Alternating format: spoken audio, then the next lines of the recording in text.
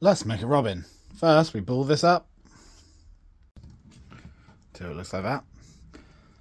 We ball these up to make a head till it looks like that. Then we put it on there, get this bit here, and then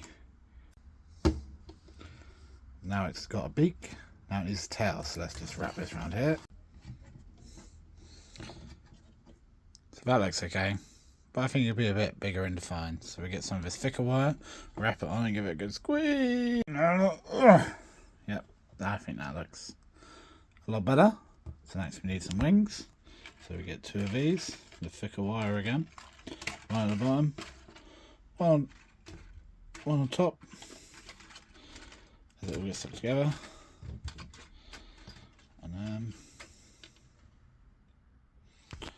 strap. There you go, it's got some nice wings. Next up, the legs. Right. So now it's got wings, so it can fly. Now it needs something to make it stand up. So we get some of these. The wire, and we'll just, there's the legs wound up, let's just shove them in there. There you go, it's got some legs in it now. Just got to make its feet so it can stand up and give its beak a little trim. This is toenail trimmed and its beak trimmed. Next on the painting. So we don't want to get the beak and the legs painted, so let's chuck some of that on. Alright, so that's all on there. Let's get the bit painted.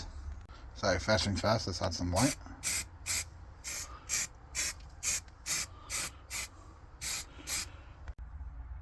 And now let's spray some red. Alright, with that done, next we have to spray it with some brown.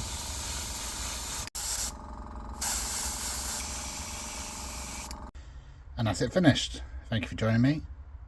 Follow for more. What do you think of a robin? Are you going to try making it yourself? Goodbye.